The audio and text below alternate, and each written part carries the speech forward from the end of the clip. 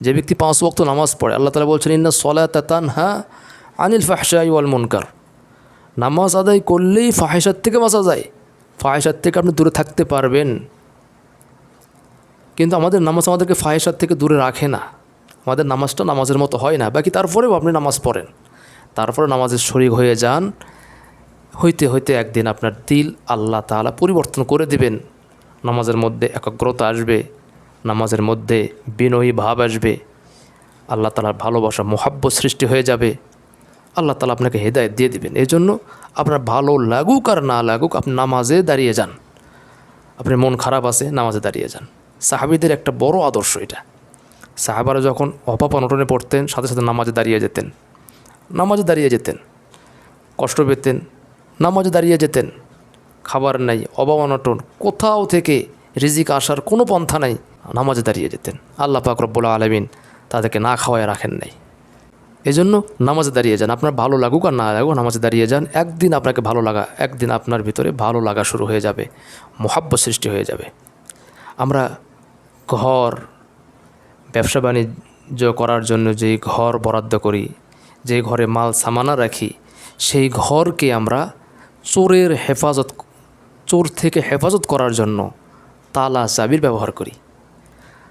তালা চাবি দিয়ে ঘরকে আবদ্ধ করে রাখি, যেন জিনিস আসবাব এগুলো যেন চুরি না হয়ে যায়। কিন্তু আমরা ঈমান ধরে রাখার জন্য কোন ব্যবস্থাটা করছি?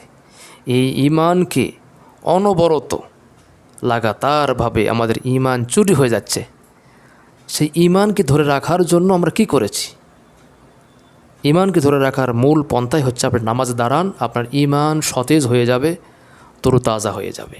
কৌলু লা ইলাহা ইল্লাল্লাহ, লা ইলাহা ইল্লাল্লাহ আপনি বারবার জপেন, আল্লাহ তাআলাকে স্মরণ করেন, আপনার ঈমানকে নবায়ন করেন, ঈমানকে নতুনত্ব করেন, ঈমানকে ধার দেন। তো ঈমান নবায়ন হবে ওই সময় যখন আপনি আল্লাহ তাআলা জিকিরে মশগুল হয়ে যাবেন। এবং সবচেয়ে উত্তম জিকির কোরআন তেলাওয়াত, নামাজের মধ্যে তেলাওয়াত, আল্লাহ তাআলাকে স্মরণ করা যায়, একবারে মনে প্রাণে বিশ্বাস করা যায়। নামাজে দাঁড়ান, আপনি কোরআন তেলাওয়াত করেন, আল্লাহ তাআলা তাসবিহ জপেন, আপনার ঈমানটা তরুতাজা হয়ে যাবে। শয়তান আপনার কাছে আশ্রয় পাবে না। শয়তান যখনই আপনাকে ধোঁকা দিতে আসবে তখন আপনি বলবেন আউযু বিল্লাহি মিনাশ শাইতানির রাজিম। শয়তান থেকে আশ্রয় যেতে পারেন আল্লাহ তাআলার কাছে, যে আল্লাহ আমাকে আশ্রয় দাও।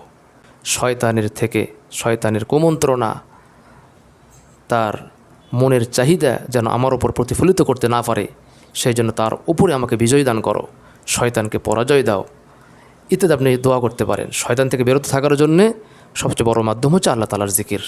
আর আল্লাহ তাআলার জিকিরের মধ্যে উত্তম জিকির যেখানে মনকে স্থির রেখে করা যায় সেটা হচ্ছে নামাজ। এই জন্য নামাজ পড়বেন, আল্লাহ তাআলাকে স্মরণ করবেন, আল্লাহ তাআলা আপনার দিলের পরিবর্তন করে দিবেন, আপনার ঈমানকে সতেজ করবেন, তরতাজা করবেন। যে ঈমান আমাদেরকে কবরের জগৎ থেকে শুরু করে নিয়ে জান্নাত পর্যন্ত সুন্দর করে পার করে দিয়া পুলসিরাতের ওখানেও ফয়সালা করে দিবে আল্লাহ তাআলা নামাজের মাধ্যমে। আমি আপনি সোজা জান্নাতের মধ্যে চলে যাব ইনশাআল্লাহ তাআলা। আল্লাহ পাক রব্বুল আলামিন আমাদেরকে আমাদের ঈমানকে ধরে রাখার জন্য ব্যবস্থা গ্রহণ করার তৌফিক দান করেন। যেভাবে আমরা ব্যবস্থা করি তালা দিয়ে ঘরের আসবাবকে রক্ষা করার, ঠিক সেইভাবেই আমাদের ঘরের ভিতরে যেই মূল আসবাব, সবচেয়ে উত্তম যেই পণ্য সেটা হচ্ছে ঈমান। এই ঈমানকে যেন শয়তান চুরি করে না দিতে পারে সেই জন্য আমাদের অবশ্যই ব্যবস্থা নিতে হবে। সেই ব্যবস্থা হচ্ছে নামাজের ব্যবস্থা, জিকিরের ব্যবস্থা, আল্লাহ তাআলার স্মরণ। আল্লাহ পাক রব্বুল আলামিন আমাদেরকে তৌফিক দান করেন। আমিন।